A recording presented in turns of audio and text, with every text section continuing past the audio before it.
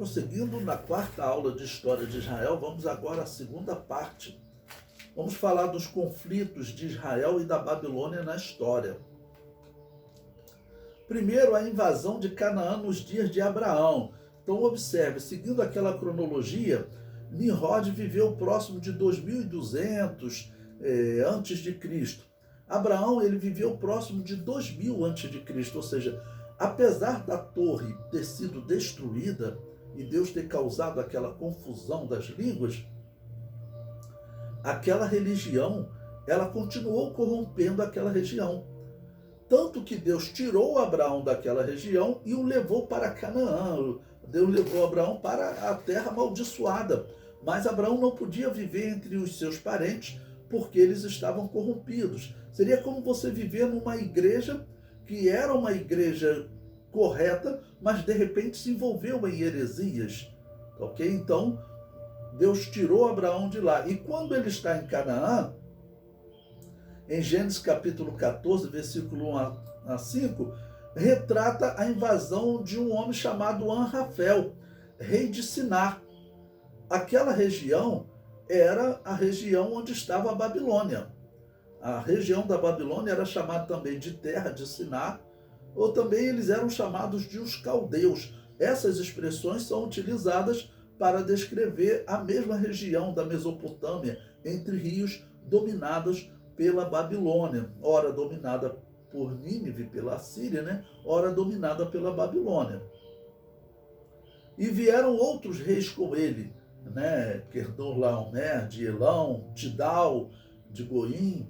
Estes fizeram guerra a Bera, rei de Sodoma, a Birsa, rei de Gomorra, né? E diz que todos eles se ajuntaram e acabaram por escravizar, incluindo o sobrinho de Abraão, chamado Ló. E Abraão vai conseguir livrar Ló dessa escravidão.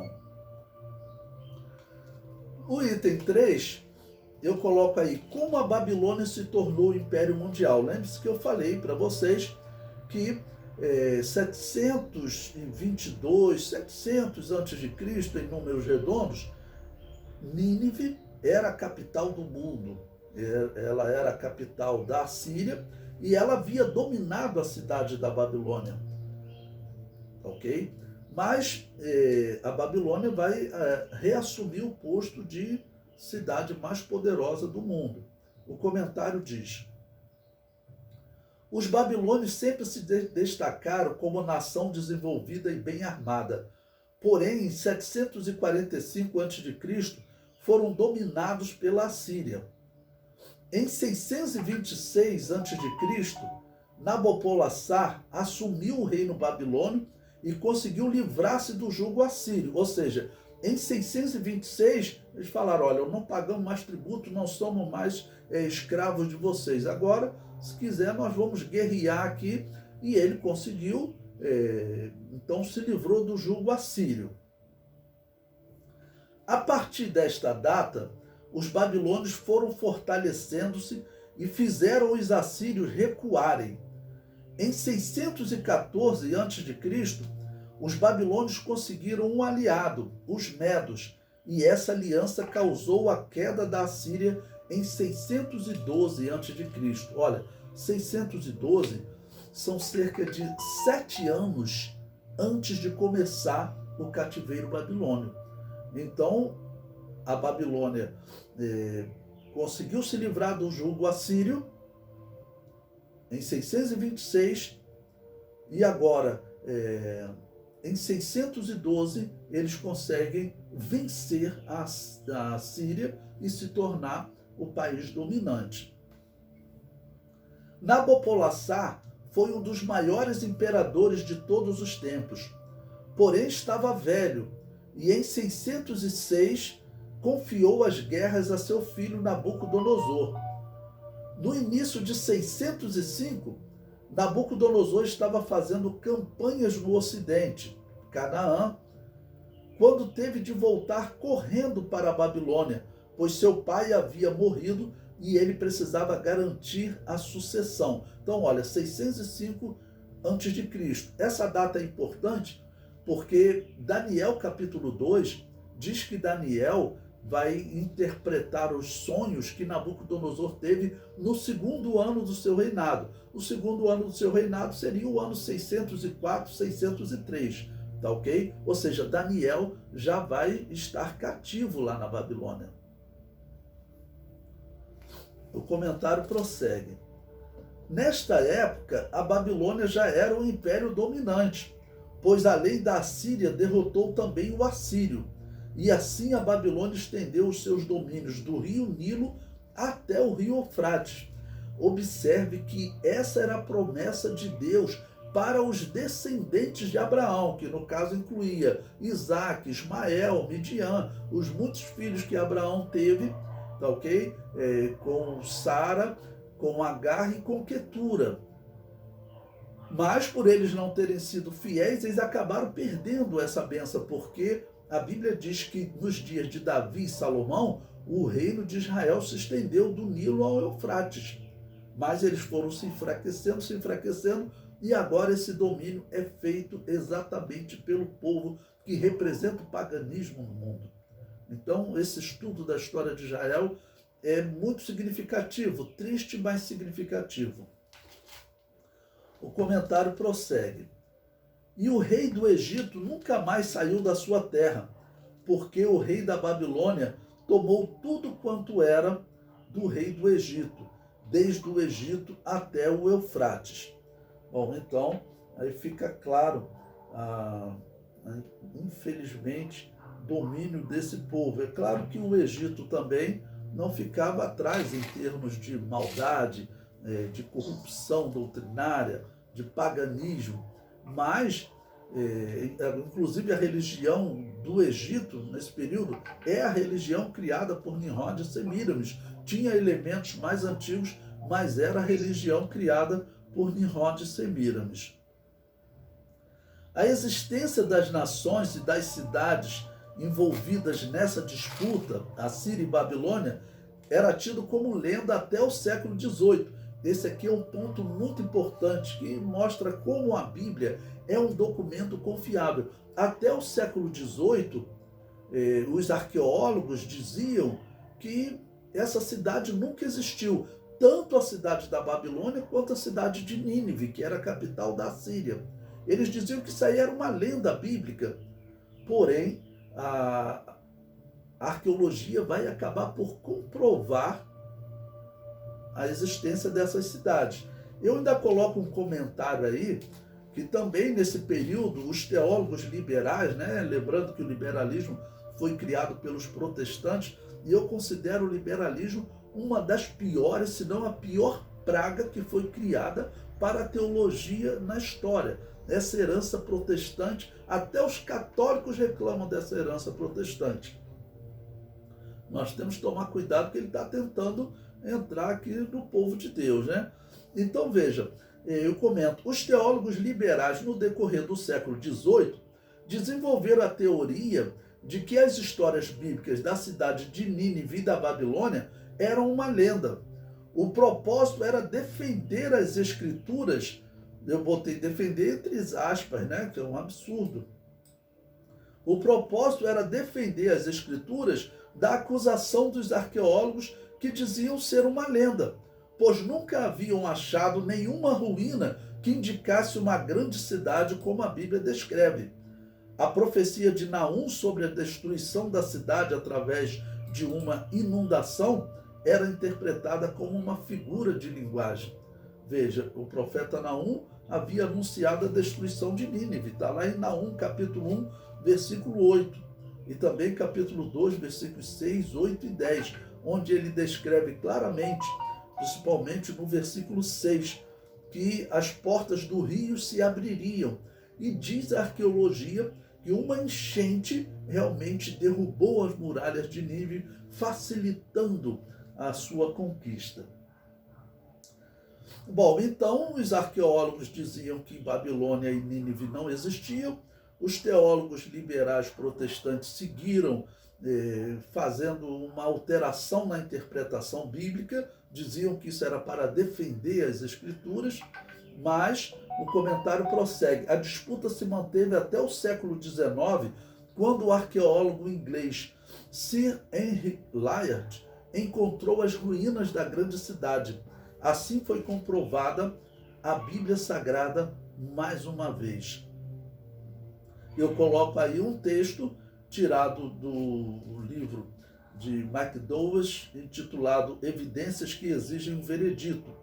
Ele diz: grandes vestígios de cinzas que indicam o saque da cidade pelos babilônios, citas e medos em 612 a.C. foram encontrados em muitas partes da Acrópole. Depois disso, a cidade deixou de ser importante. Chegamos agora ao presente.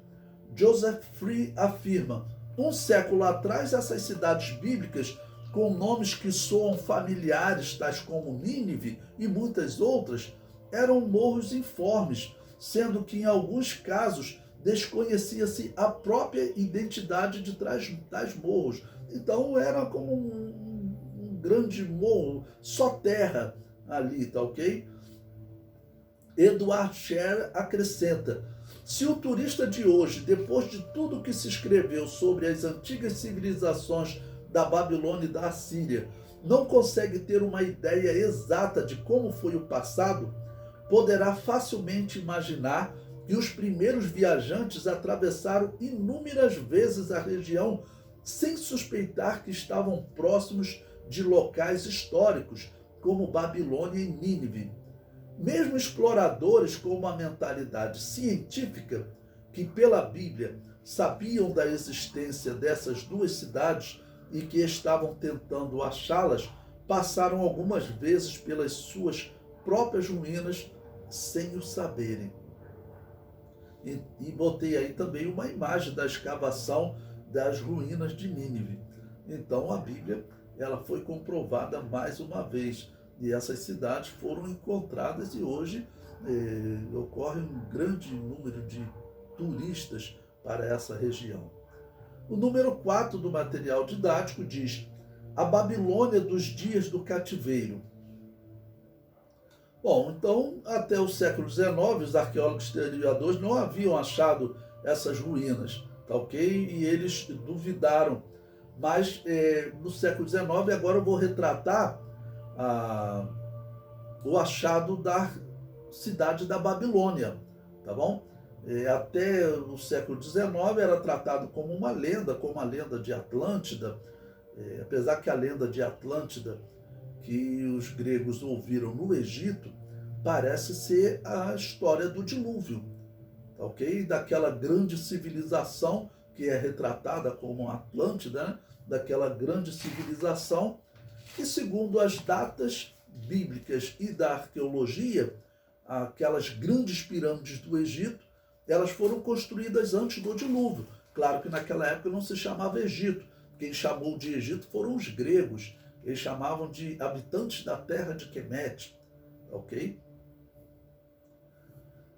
E o comentário diz: só em 26 de março de 1899 que o arqueólogo alemão Robert Koldewey encontrou as ruínas dessa cidade e o mundo moderno tomou conhecimento dessa maravilha do mundo antigo.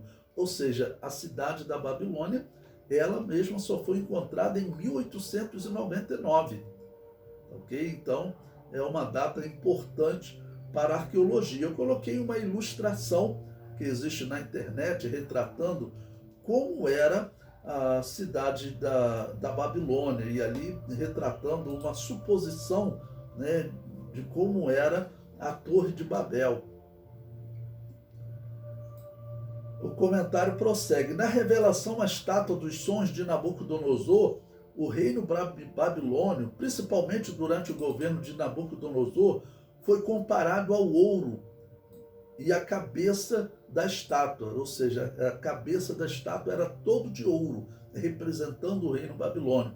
O mal babilônio representa a parte pensante dos reinos dos homens que se opõem ao reino de Deus, né?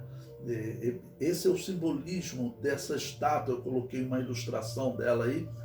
Esse é o simbolismo dessa estátua. E esse reino da Babilônia, a religião era a parte pensante dos reinos humanos, continuará sendo nos dias do reino romano e será assim até no reino do anticristo. Essa religião da Babilônia hoje está organizada na Igreja Católica. E aí nós temos que tomar maior cuidado, porque essa religião ela tem o propósito de unir todas as religiões do mundo. Ela tem esse propósito.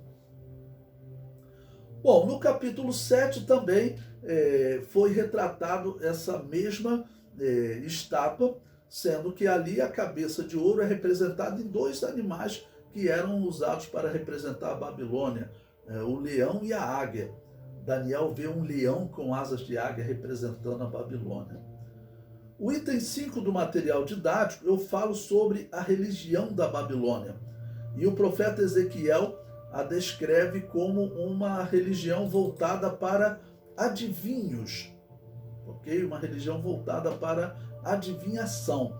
A religião da Babilônia também foi ela que criou o sistema chamado hoje de zodíaco, que diz que o seu destino está escrito nas estrelas, o seu destino está determinado pelos deuses. Eles viam as estrelas como sendo deuses. Até nos dias dos romanos era assim. O planeta Júpiter, né, que eles na época consideravam como uma estrela, inclusive o termo planeta, ele significa uma estrela errante, porque os antigos pensavam que Júpiter era uma estrela. O conceito de planeta não ser uma estrela, não emitir luz, ele é recente, ok? Ele surge ali nos períodos de Galileu Galilei, tá bom? Nos dias de Galileu Galilei.